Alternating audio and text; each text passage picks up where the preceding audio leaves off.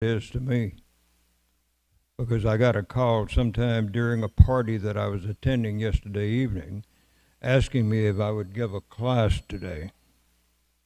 And seeing who it was that was giving me the call, I had to accept. Anyhow, it's an interesting thing that I was thinking yesterday that I'm available to give class, but I haven't been put on the schedule for some time. I guess people think that I'm still recovering from heart surgery. But they weren't able to get the lead covering off the heart, and I don't know what to do about that. But anyhow, it's really, really good to be back here because just being here forces me to read what is coming up on the day of the class. Yovana, are you here? So, anyhow, as is usual, I could not sleep very much last night. I don't know, partially in anticipation. It always scares me to be in front of a bunch of people trying to say something of any value. So around 2:45 this morning, I woke up and decided that I wasn't going back to sleep, so I got up and chanted some rounds and then began looking over the text as I usually do. Do we have another set of cartels? The string on this thing is designed for about a 5-year-old, I think. Got a pretty good sound, though. It's pretty nice. Thank you very much. Shall we sing Jai Radha Madhava? Everybody know that song? How many of you are here for the first or second time today? Anybody? Show me your hands. First time? Second time? Welcome. What is your name? Scott? Great, Scott. My name is Rupanuga Das. I'm an old person, and I've been here for a while. I'm a disciple of His Holiness Tamal Krishna Goswami Maharaj, and grand disciple of His Divine Grace A.C. Bhaktivedanta Swami Maharaj Srila Prabhupada. Gi Jai. And with the advent of COVID, we're talking about Advent today because today we celebrate the advent of Lord Jesus Christ. But with the advent of COVID, I stopped coming to the temple so often and started chanting more rounds at home. And I'm not sure that that's a good thing. Maybe I'll have to change that. Some of you who are advanced in Krishna consciousness can come to me and tell me whether I've made the right decision. Jai Gauranga Prabhu. All right, so is everybody ready to chant? Jaya Radha Madhava Kunja Bihari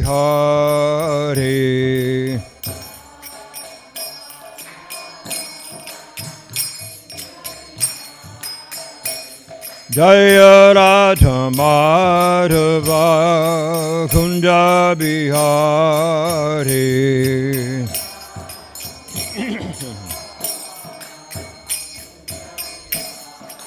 Jaya Gopi Janavallabha Girivardhari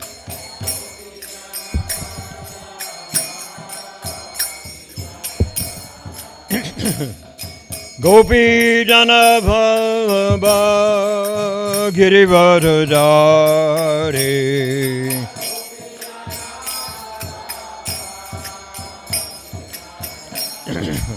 Yashodandana Brajajana Ranjana Yashodandana Brajajana Ranjana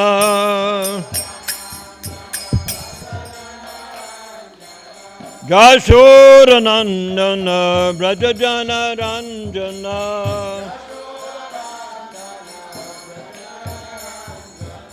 Yamuna Tira Vanachari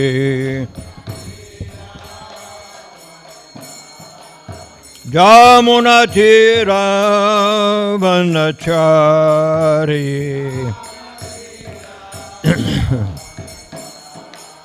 Jaya Radha Madhava Kunja Bihari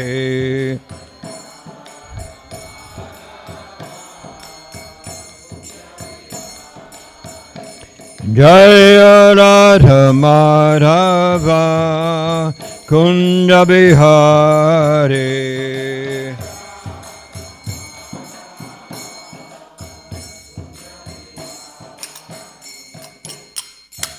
Nitai Gaura Premananda Hari Hari Bol. I'm going to say this again. Jayom Vishnu Pad Paramahamsa Parivrajaka Charja Asto Tarasata Sri Srimad. His Divine Loving Grace Abhaya Charanadavinda Bhaktivedanta Swami Maharaj Srila Prabhupada Ki. Jayom Vishnu Pad Paramahamsa Parivrajaka Charja Asto Tarasata Sri Srimad. His Divine Loving Grace Srila Bhakti Siddhanta Saraswati Goswami Maharaj Srila Prabhupada Ki. Ananta Koti Vaishnavrinda Ki.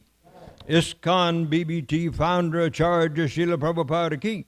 ISKCON Guru Parampara Ki. Shri Rup Shri Sanatan Bhatta Raghunath Shri Jiva Gopal Bhatta Dasa Raghunath Sad Goswami Prabhu Ki. Namacharya Srila Haridas Thakur Ki. Prem Kaho Shri Krishna Chaitanya Prabhu Nityananda Shri Advaita Gadadhar Shri Vasari Gaura Bhakta Ki.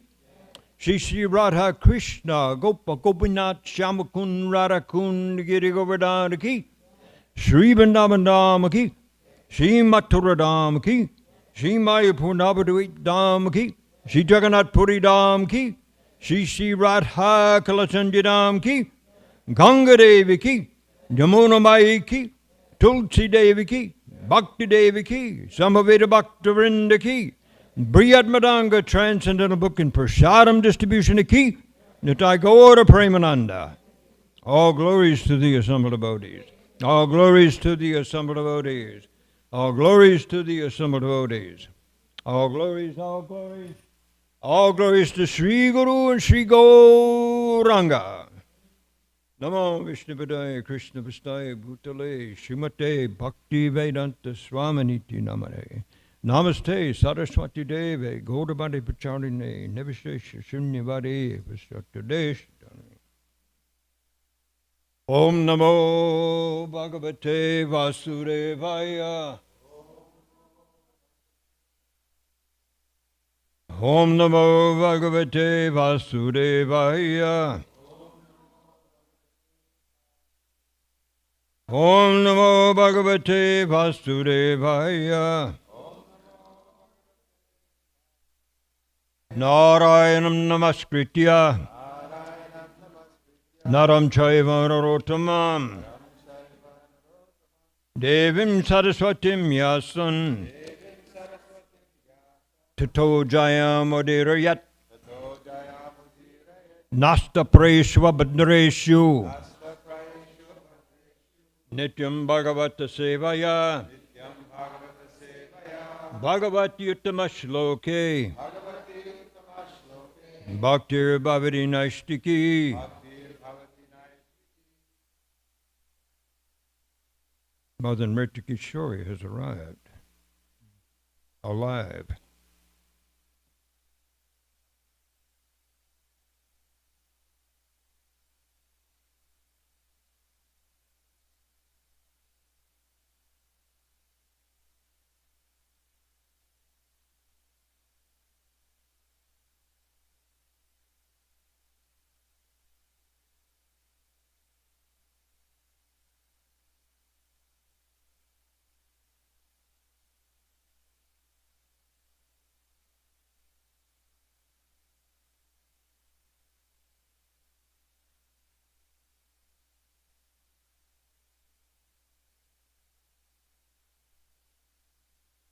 lost one of my.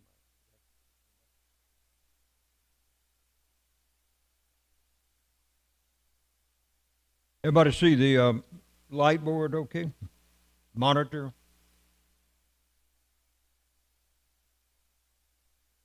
We're reading from Bhagavatam text, Canto 1, text, Chapter 2, text number 20, right?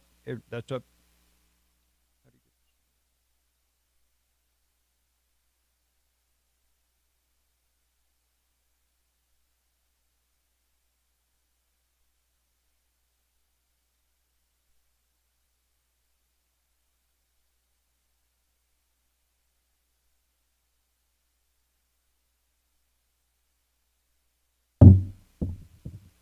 Let us begin by repeating this word for word. I will repeat. I will say the word, and you repeat it, please.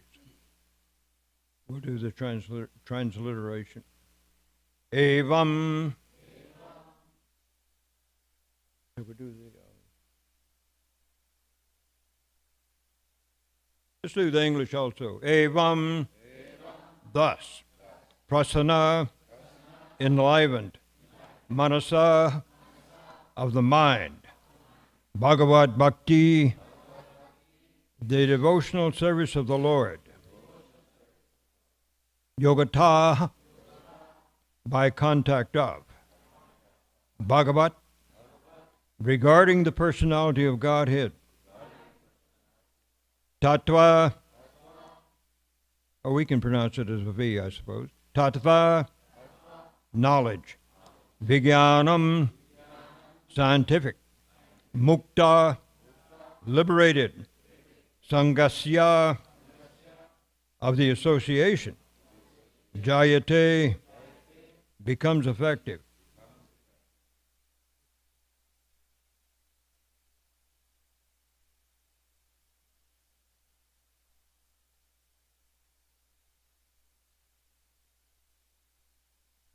He's technologically advanced.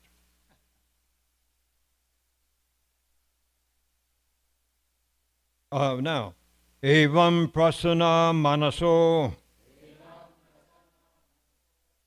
Bhagavad Bhakti Yogata Bhagavad Tattva Vijnanam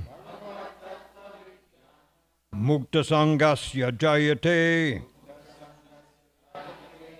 Do it once more. Evam prasana manaso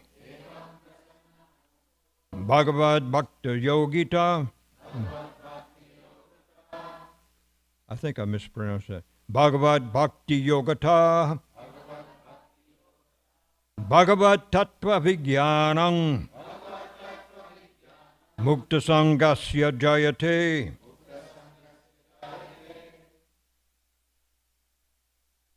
Oh, the Prabhupada Priya chant. Evam prasthana manasa Bhagavad Bhakti Yogata Tattva Vijnanam Sangasya Jayate. And Evam prasthana manaso Bhagavad Bhakti Yogita Bhagavad Tattva Vijnanam. One more male voice, this young man maybe.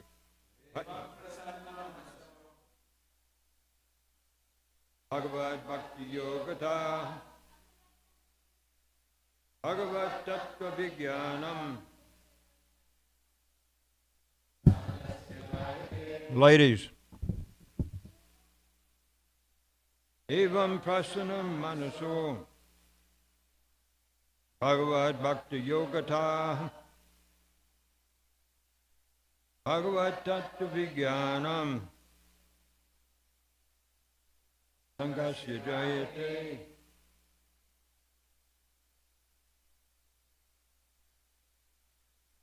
All right, one more lady, please. Prasanam manaso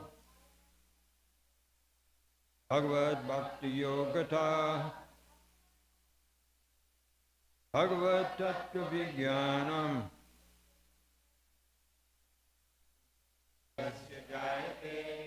Translation by His Divine Grace A.C. Bhaktivedanta Swami Maharaj Srila Prabhupada Ki Jai.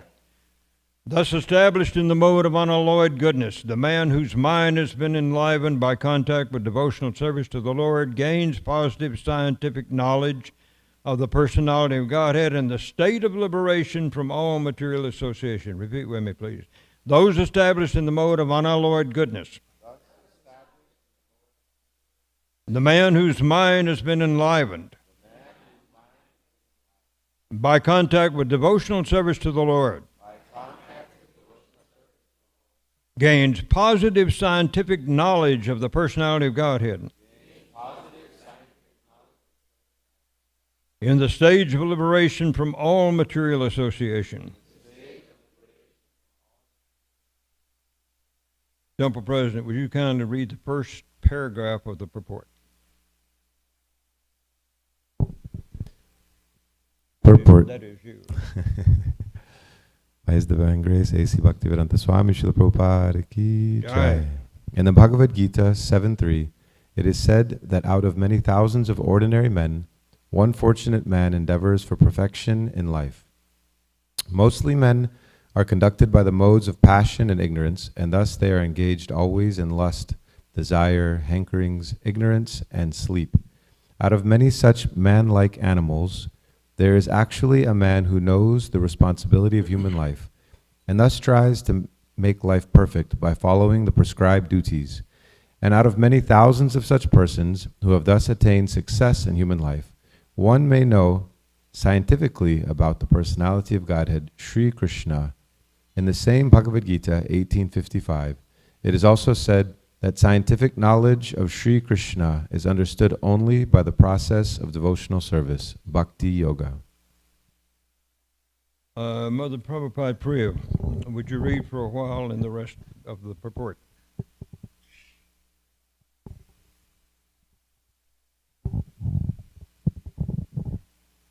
The very same thing is confirmed herein in the above words. No ordinary man, or even one who has attained success in human life, can know scientifically or perfectly the personality of Godhead. Perfection of human life is attained when one can understand that he is not the product of matter, but is in fact spirit. As soon as one understands that he has nothing to do with matter, he at once ceases his material hankerings and becomes enlivened as a spiritual being. This attainment of success is possible when one is above the modes of passion and ignorance, or in other words, when one is actually a Brahmana by qualification. A Brahmana is a symbol of sattva guna, or the mode of goodness, and others who are not in the mode of goodness are either Kshatriyas, Vaishyas, Shudras, or less than the Shudras. The Brahminical stage is the highest stage of human life because of its good qualities. So one cannot be a devotee unless one at least qualifies as a Brahmana. The devotee is already a Brahmana by action. But that is not the end of it.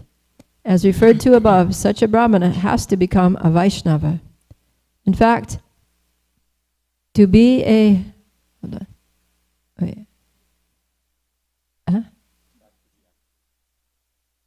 Oh, yeah. In fact, to be actually in the transcendental stage. A pure Vaishnava is a liberated soul and is transcendental even to the position of a Brahmana. In the material stage, even a Brahmana is also a conditioned soul, because although in the Brahminical stage the conception of Brahmana or transcendence is realized, scientific knowledge of the Supreme Lord is lacking. One has to surpass the Brahminical stage and reach the Vasudeva stage to understand the personality of Godhead Krishna. The science of the personality of Godhead is the subject matter for study by the postgraduate students in the spiritual line.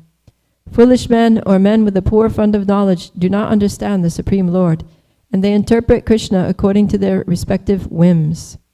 The fact is, however, that one cannot understand the science of the personality of Godhead unless one is freed from the contamination of the material modes, even up to the stage of a Brahmana. When a qualified Brahmana factually becomes a Vaishnava, in the enlivened state of liberation, he can know what is actually the personality of Godhead.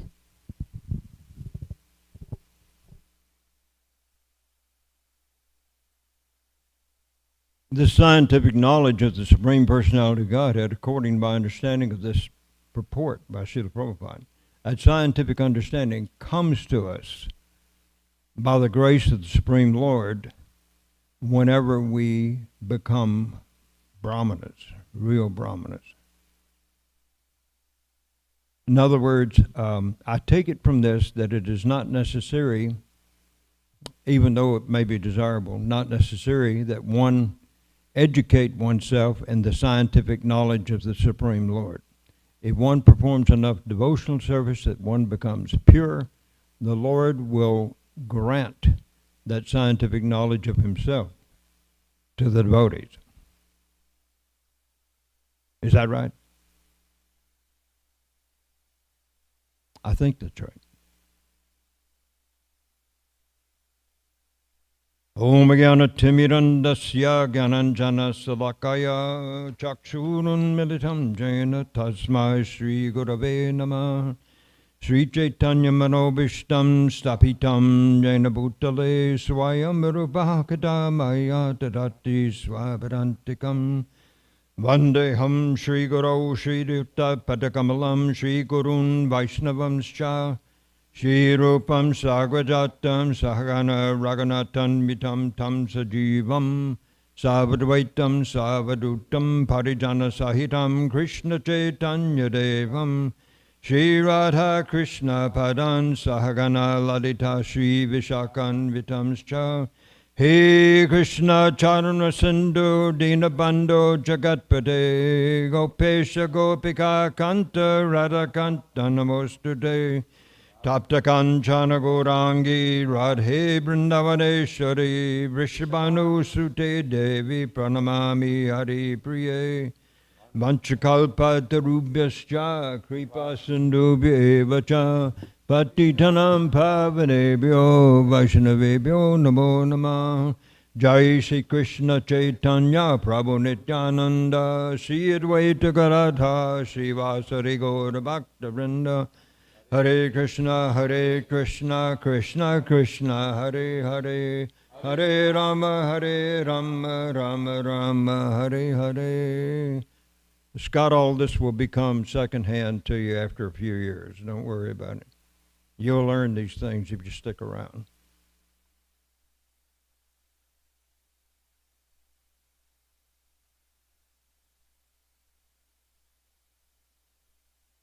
Let's go over to 1855 in the Bhagavad Gita. And this young man right here, I want to hear him read, but he's not paying attention to me. Oh, there you are. Go to 1855, chapter 18, text 55. You got it?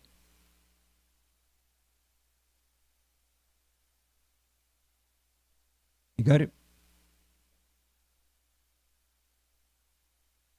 You got it on the screen? Okay, read the translation, please. Please. Oh, wait a minute. You don't have a microphone. Sorry. One can understand me as I am, as the Supreme Personality of Godhead, only by devotional service, and when one is in full consciousness of me by such devotion, he can enter into the kingdom of God.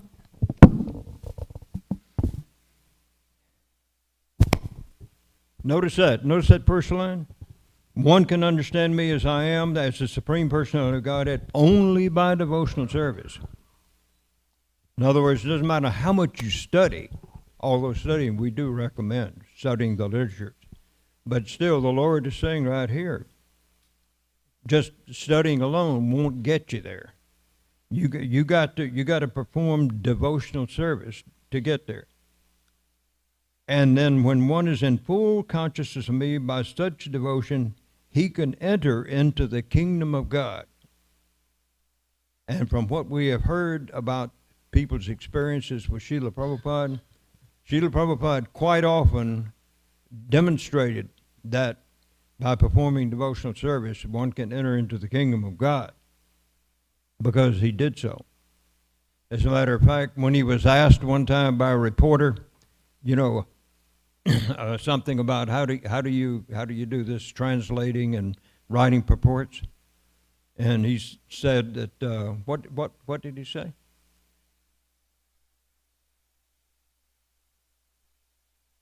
He said, Krishna dictates to me. And one of Prabhupada's disciples was there present with Prabhupada and the reporter. And he started trying to explain to the reporter what Prabhupada meant when he said to Krishna. And so he was saying something like, Krishna is within my heart and giving me the inspiration. And Prabhupada said, no, Krishna is there beside me dictating these purports.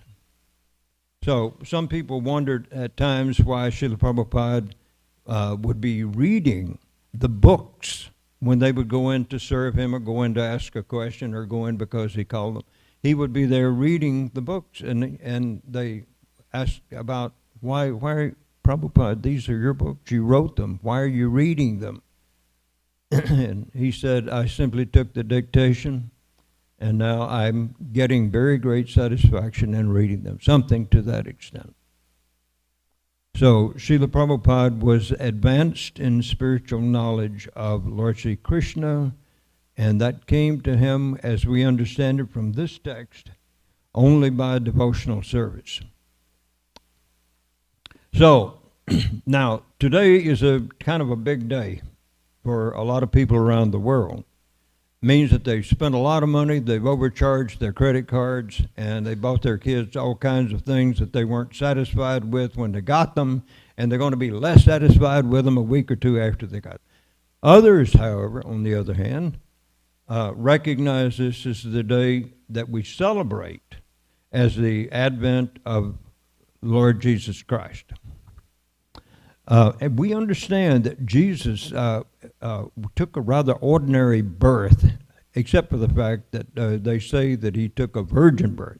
Means that he was put into the womb of his mother by the Supreme Lord, or by the arrangement of the Supreme Lord.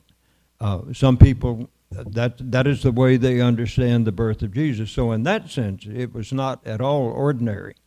But it was a rather ordinary family, seemingly, from the outside.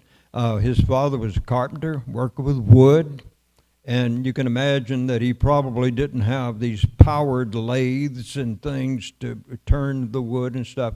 Everything was done probably with a hammer and a chisel, maybe a saw. And so, pretty basic kind of occupation that Jesus took his birth into. So we think that he was rather, from all appearances, it looks as though he's rather ordinary, kind of like we feel about ourselves, perhaps. We don't feel that there's anything exalted about our birth, and we're probably right. If you happen to be me, then you can be convinced of it. Jesus early on began showing signs of spiritual knowledge. When his parents would go to wherever it was, Jerusalem or someplace to pay their taxes, Jesus was getting on up into the preteens, and when he was about 12 years old, they lost him at one time, and they had traveled with a group of people for about a day or so out of the city, going back to their home. And it appears that Jesus got separated from them, and so they panicked. And so they went back to if that's Jerusalem, I think is where it was. And anyhow, they found Jesus sitting there at the age of 12, talking with the leaders of the temple community. Smart boy.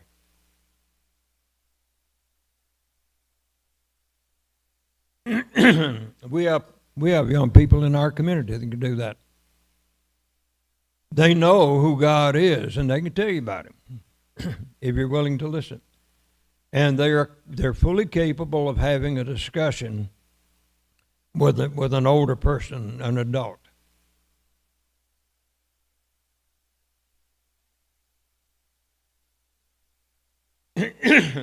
Then we lost track of Jesus, or at least from the biblical accounts, we lost track of Jesus from the age of 12 to the age of 30. How many years is that?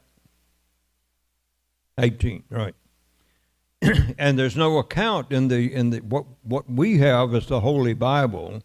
There's no accounting of that time period for Jesus. But others who have read other books say that there is evidence that Jesus was in the East. And he was, it said that the kings from the East, the wise men came from the East to see baby Jesus at the time that he appeared, when he was but a child, a baby, newly born. But now we understand that Jesus has gone to the East and is probably in the association of very advanced spiritualists in India or in the Himalayas. And so we find that he became enlightened by whoever he was with, whatever he was doing at that time, because when he came back at the age of 30, he was ready. He was ready to preach to the people. So where did Jesus come from? Was he a Gandharva, or was he one of the other categories of demigods? Is that the reason there were angels who were singing the glories of Jesus at the time of his birth? Because they recognized that this is a person that we used to know over here, this young man. And now he's come into this world, and we understand that his purpose in coming back into this material world, or coming to this planet, was to educate and deliver those persons who were addicted to meeting, which was everybody in the society that he grew up with. Because we understand that he was close to the shore of Galilee at some point in time. And the people there were all fishermen. A lot of the people were fishermen. And so this was the category of people. It's kind of like somebody else that did something similar to that. I think he came a couple of thousand years later. His name was Prabhupada. He came to the Western countries to deliver those of us who were not only meat eaters, but intoxication users, gamblers, and those who participated in illicit sexual activity. And so Jesus, he was preaching to seemingly ordinary persons, those persons who were eventually to become his followers, his closest associates. Then they were just rather ordinary people. But he told them at one point, and this is written in the Bible, that he said to them that many things you will do that exceed what I have done. In other words, he was saying that I can empower you to do these things, even though you didn't come from where I came from. But still, I can empower you to do that. What we would say was, he was telling them, I'm your spiritual master. If you simply follow my instructions, purify your lives, you'll be able to do all these wonderful, like healing the sick, giving sight to the blind, various things like that, the persons who were in the temple authority didn't really very much appreciate. They thought he was a magician. He was performing some kind of black magic. He would even do things like that on the Shabbat, which is the Sabbath, which is the holy day. He would even perform activities like that on the Sabbath, and he would even allow his disciples to pick grains out in the field and feed themselves because they were hungry. He wasn't following the rules and regulations of the temple authorities. One thing that Jesus taught about that people really didn't have the conception of was a loving God. If you read in the Old Testament of the Bible, many of us who have grown up in the Judeo-Christian faith, and in Mohammedan also, I think, they respect the Old Testament of the Bible. They see that God was a very strict person. Matter of fact, whenever the Puritans came to this country in 1700s maybe, they were also preaching like that. As a matter of fact, I remember the title of one of the sermons that I read about in one of my literature courses in college was Sinners in the Hands of an Angry God. So if you're not careful, if you backslide and give up your pious activities, you're going to go to hell and burn. And you're not going there for a short time either. You make a mistake in this lifetime, you're going to hell forever. And that's something that seems like it's kind of a contradiction to the idea of a merciful, loving God. How can you love a God who will, put me in a situation that is very conducive to spiritual life because of my parents, and he put somebody else into the house, into a crack house, where the people are strung out on all kinds of drugs, and he's addicted even before he's born. How is it that the Supreme Lord, if he's loving, can treat both of us, me who have got a very advantageous begetting, and the other child who took his birth in a very degraded setting, and expect us to get to the same place by the end of our lifetime? And that kid that took his birth in the crack house might get shot on the streets of some city before he's 20 years old. Now, is he going to hell and burn for the rest of his life? Well, according to the old view of God, that's the way. That's what's going to happen. It's just tough luck that you took your birth in the wrong kind of family. You had to be more careful about that. Of course, they didn't say next time around because they don't have that concept that of transmigration of the soul. So Jesus came to enlighten these people and teach them about the loving God, and he wasn't really recognized as a bona fide, legitimate preacher by the temple authorities. And so they eventually conspired against him and began persecuting him. Has anybody watched that video that is now out? It's called The Chosen. Have you seen that video? Very nicely done video about the life of Jesus. It's been done in episodes, so you can get any of the, and it's put on by this company called Angel Productions, I believe it's called. You can find that on by going on the internet and looking, if you're interested in that sort of thing. Of course, it's all more of the fabrication of persons according to their imaginations. A lot of it is.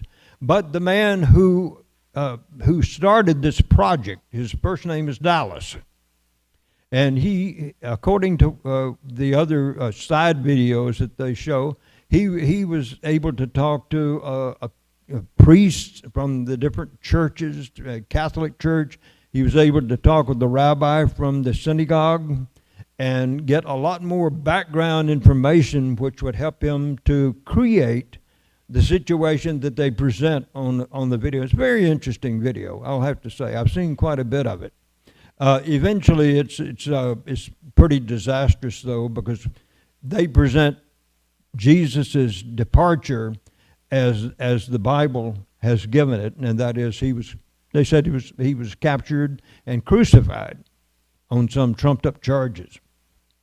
And trumped up, I say that's not a political statement either. So he was persecuted by the leaders, the Sanhedrin of the Jewish faith, and but look what has happened now. Just by spending 3 years of preaching on the planet, that's all we have a record of. We don't know for sure what he was doing from 12 to 20, those 18 years. But it was 18? That's right, isn't it? Yeah, 12 and 18. Is that 20 or 30? Oh, well, I made a mistake there. So he was from 12 years old to 30. Well, that is correct, isn't it? Okay, all right, correction. So just by preaching to the people in that area, and he was able to gather only a group of 12 persons who were really dedicated to his work. And according to the literatures, one of those persons, Judas, he turned him over to the authorities in exchange for some money. There have been refutations of that story also at sometime in the recent past, that Judas was working with Jesus and to make a plan for how to get him off the planet. And that was the way he was instructed to do that by Jesus himself. Anybody ever hear that before? Okay, so anyhow, did someone speak? So anyhow, this is the person Jesus, and because he was absolutely sold out to his Father, who is a separate personality, who isn't really identified as a person by the Judeo-Christian literatures. Not identified as a person, but still, Jesus talked about him as my Father. And, you know, I had a Methodist preacher tell me many years ago that some people describe God as an oblong purple cloud. So I'm not sure they have a conception of God as having a personality, even though Jesus says, "This is my Father." So we can see that Krishna is particularly empowering a person like that, who came from what seemed to be a rather ordinary household background, and he's giving him the inspiration, giving him the knowledge to preach all over his part of the world. And since that time, now whether you consider it myth or not, a lot of people consider it to be very much factual. And they because of Jesus's adhering to the instructions of his Father, then he became known after his departure from the planet as a very, very exalted spiritualist. As a matter of fact, for most people in this world who consider themselves to be Christian, he was the only person who was completely freed from sin. He was the only really good person who had ever come into the world. And therefore, they claimed that he was the manifestation of the Supreme Lord, taking the form of a fleshly human being like you and I have, or that we think we are. So this is Jesus, and therefore he is still admired and loved and revered even today, 2,000 years after this occurred. Now, Srila Prabhupada, well, let's go on. Empowerment, Krishna can empower those persons who are not so good-hearted as Jesus. Personalities such as we had during this last century, the preceding century, the Hitlers, Stalins, Mussolinis, Franco. So Krishna can empower a person like Hitler to have enough political power, enough material power that he can practically conquer the world.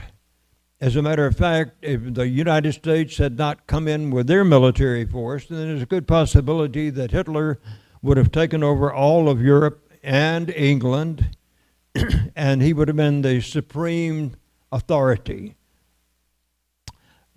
How did he get that power? Well, what did Prahlad say to his father when his father said, "Prahlad, where do you get your power?" And what did his father say? What did Prahlad say to his father? Same place you got your power, Father. You got it from Lord Vishnu, Krishna. And his father didn't really like that too much because he thought he was self-powerful, that he had somehow or other gotten all the power by himself. So Krishna can give that kind of power to a person for what reason? He wants it, or she wants it. And because they want it so badly, Krishna will sometimes give them, empower them to accomplish whatever their heinous activities would be. Give them the power to do that. Now, why would Krishna do that? It's his job. He takes it as his job to make us all happy in this material world. He gives us all the elements that we need to become pretty thoroughly happy. It's only when we have sickness, disease, death, and that sort of thing, and confrontations with other people on a regular basis that we feel there's anything wrong with being here in this world. But so he, not only does he empower those persons who want to do good for the rest of the world, but he empowers those persons who want to lord it over everybody else and use everybody and everything for their own personal sense gratification. Did you know that? God is the one who does that. It is also, we've heard it said many times, not a blade of grass moves in all the three worlds without the sanction of the Supreme Personality of Godhead. Now, if that goes for a blade of grass, you can bet that it goes for who became president this time in the United States. And every other time there has been a president of this country or any other country. If it were not by the desire, the will of God, not that he necessarily wants a bad person to become president, but if it were not for his allowing it to happen, would it happen? No. No. Therefore, we call him all-powerful. He's the all-powerful Supreme Personality of Godhead. So, what is this suffering that comes? I mean, where does that come from? 6 million people of the Jewish faith killed in World War II because of one man. And of course, he had a lot of help, but because of his influence, 6 million people, and that was just part of the number of people who were killed, and it doesn't include those who were injured for life and had to suffer greatly because of that. And then why is it that God would allow innocent people like that to be killed? What's the reason?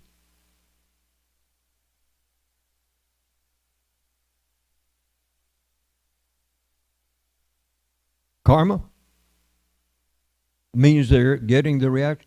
Can anyone kill someone who is not permitted to be killed by God? No. So in every aspect of our lives, Krishna is in control. Even the time of our death and the means by which we give up these bodies is all under his control.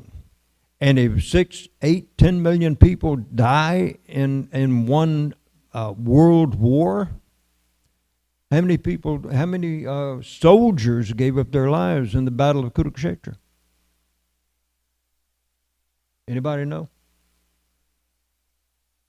I remember somehow or the 8,400,000. Is that maybe that's the number of species of living entities? 600? 600. Anybody want to go for 640? Do I hear 640?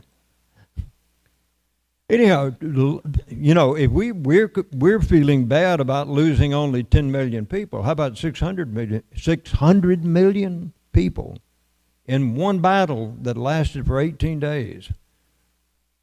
Now, the scientists and all the other technological experts in our country, around the world, would say, no, it's not possible.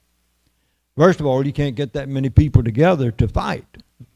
All the armies of the world now, I don't think, would probably total 600 million. Do you think? And yet that happens. Krishna is empowering persons to try to rule over the entire population of this world. Well, how about Hiranyakashipu? Did Krishna empower him to rule over not only this planet, but the entire universe that we're in? Is that your understanding? And there were demigods who were the most powerful personalities in the universe. Why couldn't they take him out?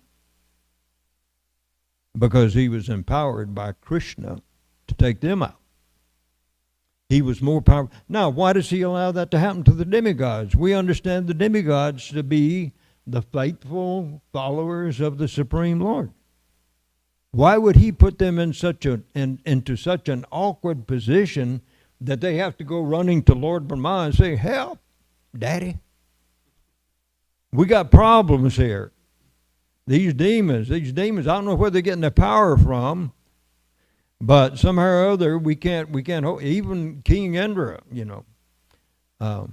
So this is the result of the Supreme Lord permitting something to happen. And we can imagine that there was an ulterior motive for all those demigods who were being kicked around. What do you suppose? They forget who the boss is. They all know that Krishna is the Supreme Lord. But Krishna can allow them to be put into some pretty bad circumstances. Why? Because he wants them to go to Lord Brahma. He wants Lord Brahma to bring them to the shore of the ocean of milk on, what is that planet called? Svetadweep. The pole star. Who's in control there? Dhruva? Correct? So Krishna wants them to come. In other words, they've gotten a little bit puffed up. And from time to time, Indra does that, and some of the other demigods do that too. Even Gandharvas can get into fights with human beings on this planet and kill them because they're envious. Satyavati had a son who was killed. You remember that? Remember that story in the Mahabharata? Yeah, one of her two sons was killed by a demigod who had, Gandharva, who had the same name that he had, and yet this human being who had that name was so powerful, Satyavati. Her son was so powerful that he could conquer practically anybody on the planet. And this Gandharva decided to take him out. So he did. But then a lot of other things happened. We wonder, why would that happen to a person who is born into a really good family like that and who is really powerful? Why does Krishna allow that to happen? Well, he had something else going on that he wanted to set up, like the Battle of Kurukshetra. It took a lot of doing to get that done. Speaking of Battle of Kurukshetra, there's Jarasandha. Everybody know Jarasandha? All right, Jarasandha if you must. But I call him Jarasandha. His body was born in two pieces, put together by the witch named as Jara, and therefore he became known as Jarasandha. Anyhow, Krishna Jarasandha brought forces against Krishna, I think while all this time that Krishna was in Mathura. And so Jarasandha, he'd get defeated, but Krishna wouldn't kill him. And so the question was asked, well, Krishna, why didn't you kill Jarasandha? He was here. You could have killed him as easily as you killed his entire army. And Krishna said, no, all these persons that he's bringing have to get off the planet. I have to get them off the planet. The earth is burdened by too many military phalanxes. And so Jarasandha then would get together another army, bring them up, and Krishna would wipe them out. But Jarasandha he would let go. And eventually, I think the 18th time that changed. Ultimately, then Krishna and Balaram, Krishna and Bhima and Arjuna went together disguised as Brahmins to ask a favor of Jarasandha. And what was the favor that they asked? Would you please fight with us? And then they revealed their real identity, and Jarasandha had reasons that he would not fight with Arjuna or with Krishna. I think Arjuna was younger, and so he wouldn't fight with Arjuna. He wouldn't fight with Krishna because Krishna was a cowherd boy. He was not a Kshatriya. He wouldn't fight with him. But Bhima saying, yeah, let's get it on. So how many days, I've forgotten how many days, a month or so, they would go out and fight during the day, and then neither could conquer the other. And then finally, Krishna gave a hint to Bhimasena how he could kill Jarasandha. And he took a twig and broke it apart, and so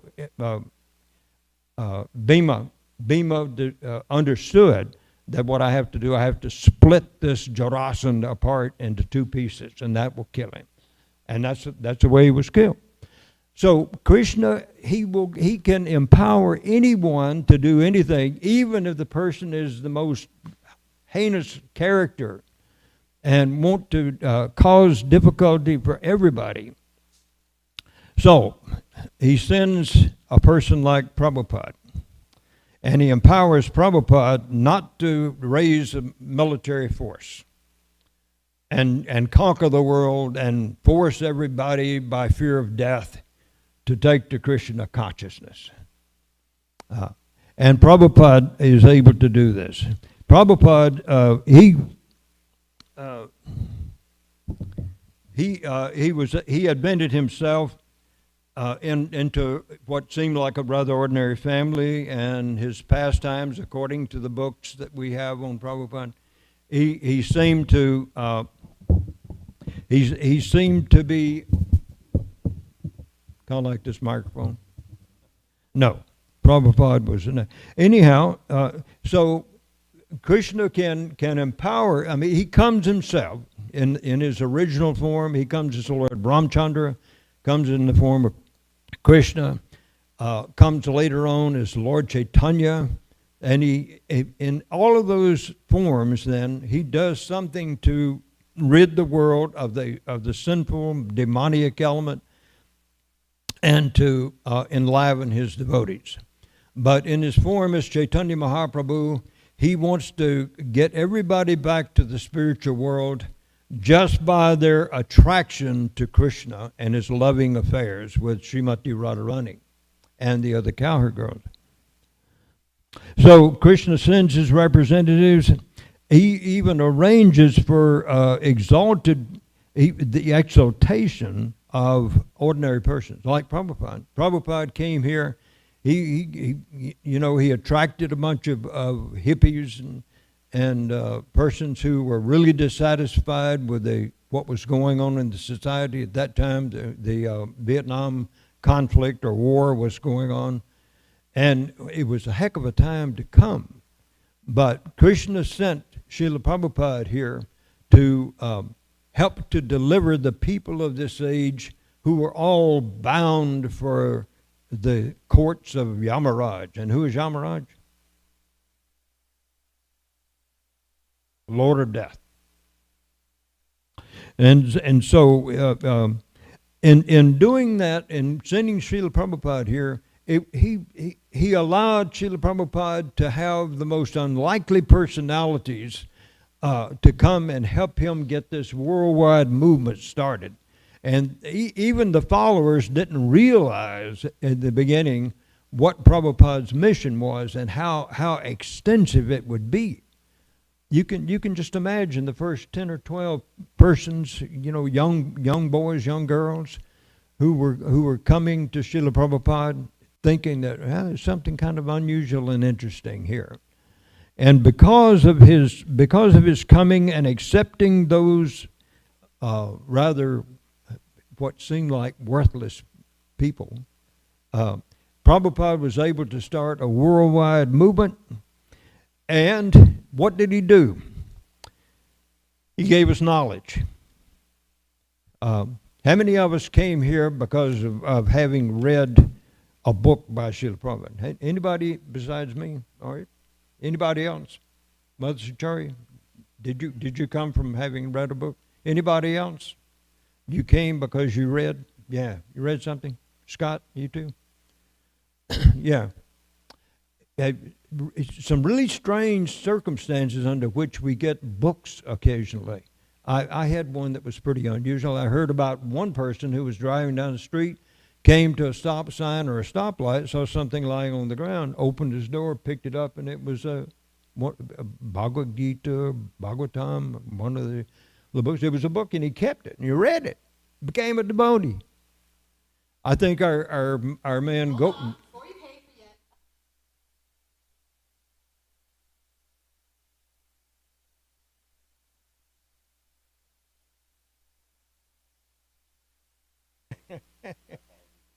That was an interesting interim.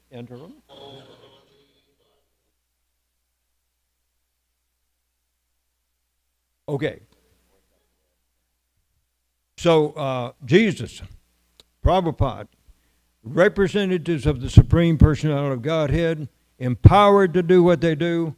And if we look at all those persons then who came to Prabhupada, served Srila Prabhupada as he asked them to do, that they were empowered. We see that this movement is spreading all over the world. We have the Temple of the Vedic Planetarium, an amazing project.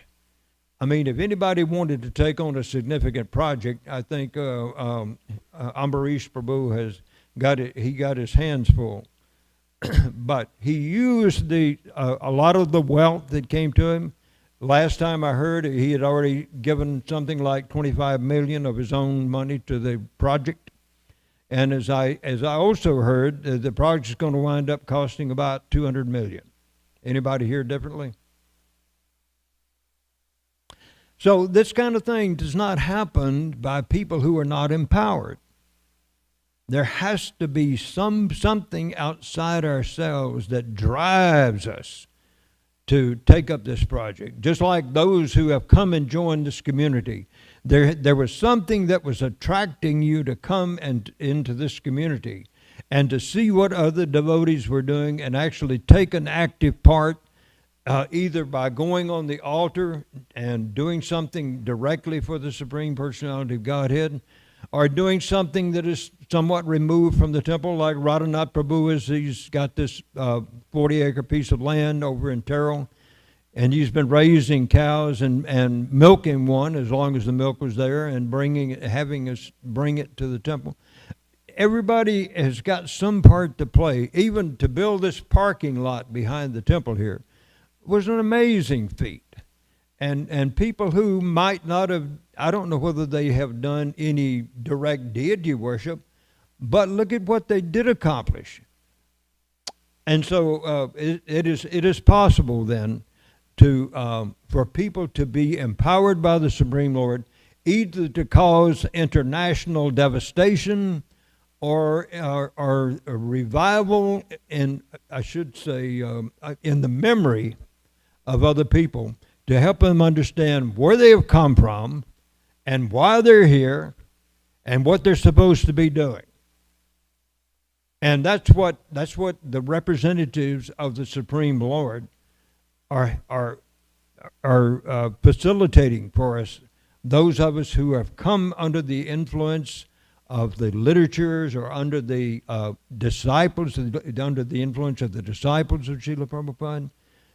Anyhow, something has brought us here, and this is part of Krishna's giving us an opportunity to finalize our performance on this planet and to get the heck out of here and go back to the spiritual world when we wrap it up. Anybody ready for that? Hare Krishna. Do we have time for any questions?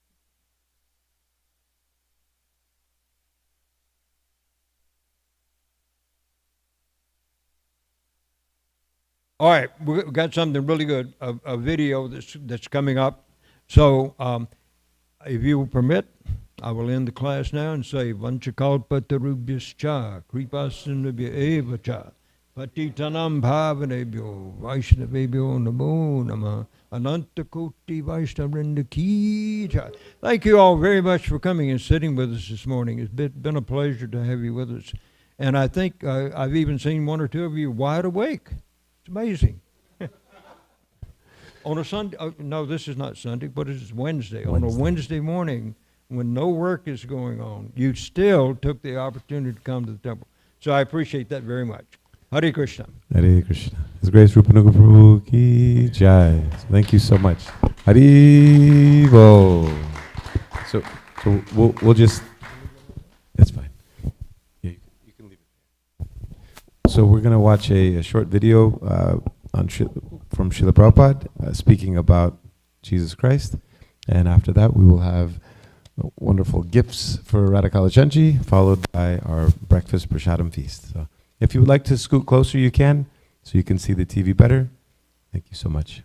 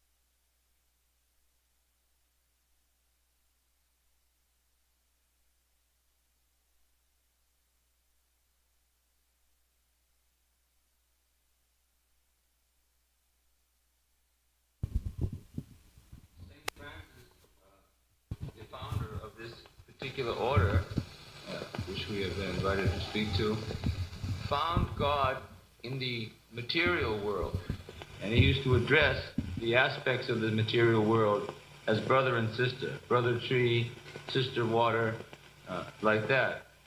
What is your view upon this? The real God consciousness. This is real God consciousness. Yes. Not that I am God conscious and I kill the animals. That is not God consciousness.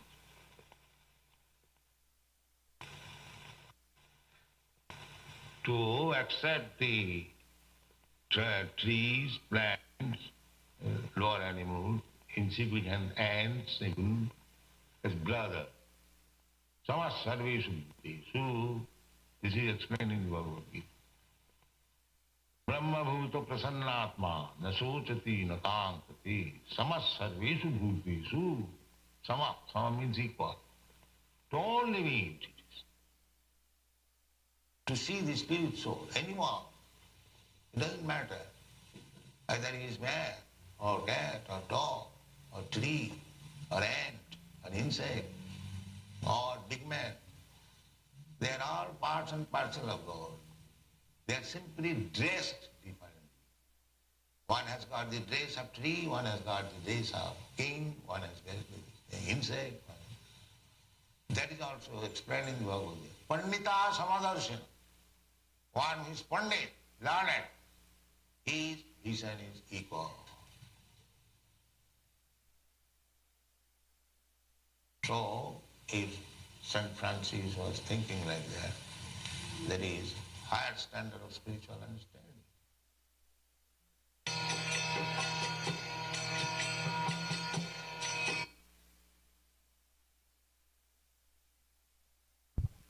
Jai Srila Prabhupada ki jai. So now we'll have the gift-giving ceremony. If everybody would like to come up closer, it'd be very nice. We have His Grace Mathuranath Prabhu and His Grace Dharma Prabhu will help us with the gifts for Shri Shri Radhakalachandji. Jai. Hare Krishna. Do we have any kids want to open the presents?